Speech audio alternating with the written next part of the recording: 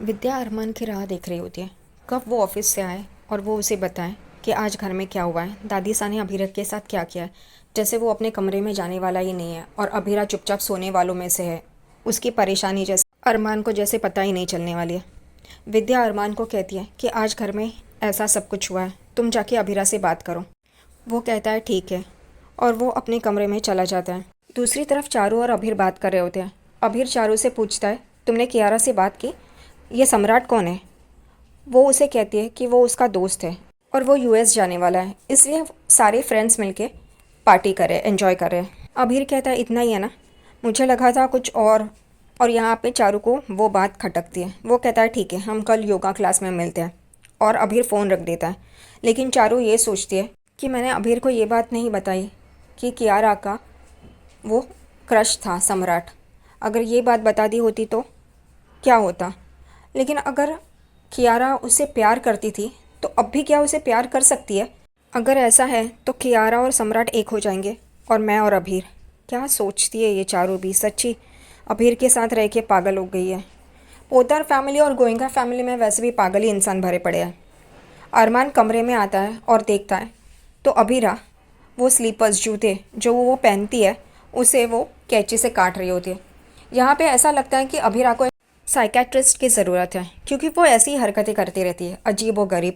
अगर किसी ने कुछ बोल दिया है तो ये ऐसा सब कुछ जाके करना ज़रूरी है, तोड़ फोड़ कैंची से काटना। जिसके दिमाग पे असर हुआ हो वो ही ये सब करेगा। अरमान उसके पास आता है और उसे रोकता है और उसे कहता है ये सब क्या कर रही हो, मैं जानता हूँ दादी सा ने जो कहा है, लेकिन तुम वो क्यों पकड़ के बैठी हो, वो छोड़ दो ना, दादी सा ऐसी ही कहती रहती है। और ये एक पागल जो उसे समझाने की जगह उसे तसल्ली दे रहा है कि तुम सही हो। अभीरा अरमान को कहती है लेकिन दादी सा ने जो भी कहा है वो सही है ना, मैं तो माँ नहीं बन सकती, मैं उसकी धड़कनें पहचान नहीं सकती, वो मुझे कैसे पहचानेगा। यही सब चल रहा होता है तभी अरमान कहता है कोई बात नहीं, वो तुम्हें पहचानेगा, तुम्हारी धड़कनें जानता है, कैसे वो पता नहीं। अरमान एक कैमरा लेके आता है और रोते हुए अभीरा की तस्वीर निकालता है।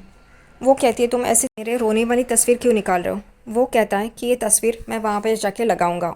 उस तस्वीर को वो लगाता है और कहता है कि ये मैं पुकी बेबी को दिखाऊंगा कि कैसे उसकी माँ रोती है। तभी अभीरा कहती है नहीं, मेरी एक हंसने वाली तस्वीर निकालो और वो लगाओ, मेरा पुक्की बेबी मुझे हंसते हुए देखना चाहिए। और फिर अरमान वही करता है, आखिरकार वो वही करता है जो अभीरा चाहती है। उसमें दिमाग तो है नहीं। वो फ़ोटो निकालता है उसके हंसते हुए, अभीरा भी पोज देती है और वो लेके अभीरा कहती है अब इसे लगाओ और उसे दिखाएंगे कि देखो तुम्हारी माँ तो हंसते हुए ही अच्छी लगती है। और फिर अभीरा अरमान के गले लगती है। दूसरी तरफ जानबूझकर कियारा सम्राट से रात को फ़ोन पे बात कर रही होती है। ये आवाज़ें अभीर जो सोफे पे सोया है वो सुन लेता है और एकदम से कियारा फ़ोन बंद कर लेती है। अभीर देखता है और कहता है तुम किससे बात कर रही हो इतनी रात को। वो कहती है किसी से नहीं, आपके कान बज रहे होंगे। अभीर कहता है मेरे कान नहीं बज रहे, मैंने सुना। वो कहती है नहीं नहीं ऐसा कुछ भी नहीं है। अभीर लाइट लगाता है। कियारा एकदम दंग रह जाती है। उसे शक तो होता है कि इसे जलन हो रही है। अबीर वहाँ से सोफे से उठता है, अपनी चद्दर और तकिया लेता है और कियारा के बाजू में बेड पे आके सोता है। कियारा पूछती है आप यहाँ पे। वो कहता है हाँ, इससे मैं ये साबित करूँगा कि मेरे कान नहीं बज रहे। और कियारा खुश हो जाती है क्योंकि अबीर उसके बाजू में बेड पे सोया है। बाहर रूही दक्ष के साथ खेल रही होती है और वो सब शूटिंग भी कर रही होती है मोबाइल पे। वो दक्ष के साथ खेलते खेलते एकदम से उसे दादी सा की बातें याद आती हैं कि अरमान और अभीरा इस बच्चे को लेने के बाद उनकी फैमिली तो पूरी हो जाएगी और वो तुम्हें भूल जाएंगे। यही सारी बातें वो सोच रही होती है और दक्ष वहाँ से धीरे धीरे रेंगते हुए आगे बढ़ जाता है और रूही को पता नहीं चलता क्योंकि वो अपने ही ख्यालों में होती है। जो दादी सा ने उसे बताया होता है, बोला होता है, उसी में खो गई होती है और वो यही सोच रही होती है कि ये सब गलत है ना, नहीं नहीं ऐसे नहीं हो सकता, ये सब कुछ गलत है, वो ऐसे नहीं मुझे भूल सकते। और उतने में गेट के अंदर गाड़ी आ रही होती है और दक्ष भी गाड़ी के सामने ही जा रहा होता है, लेकिन ये रूही को पता नहीं चलता। और दक्ष एकदम गाड़ी के सामने आता है और गाड़ी भी रुक जाती है। वो ड्राइवर गाड़ी रुका देता है। उतने में अरमान दक्ष करके चिल्लाता है और दक्ष को उठाता है और रूही की नज़र उस तरफ जाती है और वो देखती है कि गाड़ी, दक्ष और अरमान, और वो भी एकदम से दक्ष करके चिल्लाते हुए वहाँ पे आती है। इतने में अरमान दक्ष को उठा लेता है और अपने सीने से लगाता है और कहता है कुछ नहीं मेरे बच्चे, कुछ नहीं। और वो ड्राइवर भी बाहर आ जाता है गाड़ी से। वैसे तो उसने पहले ही गाड़ी रुका दी थी, लेकिन फिर भी अरमान उस ड्राइवर को चिल्लाता है, और तुम देख के गाड़ी नहीं चला सकते क्या?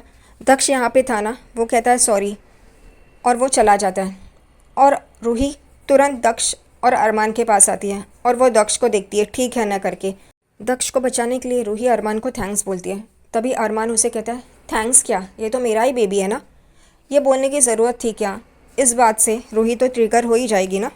रूही की नज़र गाड़ी के कांच पे जाती है, वहाँ पे ये फैमिली पूरी दिखाई देती है उसे, रूही, अरमान और दक्ष। और वो एकदम से वहीं देख रही होती है और फिर अपने नज़रें दूसरी तरफ कर लेती है। उसे इस बात का दर्द हो रहा होता है कि ये फैमिली हो सकती है, लेकिन और वो उसी कश्मकश में होती है। दूसरी तरफ गोयंका हाउस में मनीष जी इनविटेशन दे रहे होते हैं। उनके घर पे फंक्शन होता है, पूजा होती है उस बात के लिए। तभी वहाँ पे कियारा आती है और कहती है, हमारे घर पे पूजा है?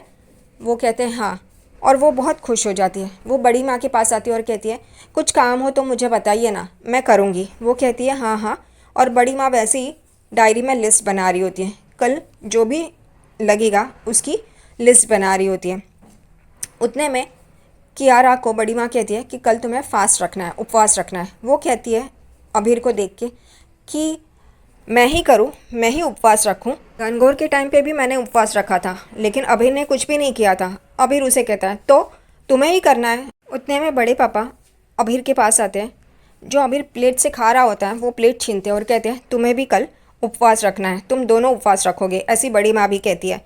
और जो उन्होंने लिस्ट बनाई होती है वो अभीर के हाथ में थमाती है और कहती है कि कल की तैयारी तुम दोनों को करनी है। और अभीर और कियारा एकदम चौंक जाते हैं। कियारा को तो अच्छा लगता है क्योंकि ये सारे परिवार वाले उसका और अभीर का मिलन हो, इसकी वजह से वो साथ दे रहे हैं। अभीर एकदम चौंक के देखने लगता है और वो वहाँ से चले जाते हैं। तभी अभीर वो डायरी कियारा के हाथ में थमाता है और कहता है ये सब मैं नहीं करूँगा, तुम ही करो, और वो वहाँ से चला जाता है। और कियारा उसे देखती रहती है गुस्से से। दूसरी दिन अभीरा ऑफिस के लिए तैयार हो रही होती है। अरमान वहाँ पे आता है और कहता है तुमने तो बहुत अच्छी कॉफ़ी बनाई है, तुम भी लो ना। वो कहती है नहीं। वो कहता है क्यों, तुम क्यों नहीं ले रही हो? तो वो कहती है नहीं, रूही को जो चीज़ मना है वो मैं नहीं करूँगी, इसका दोबारा पागलपन शुरू हो गया है।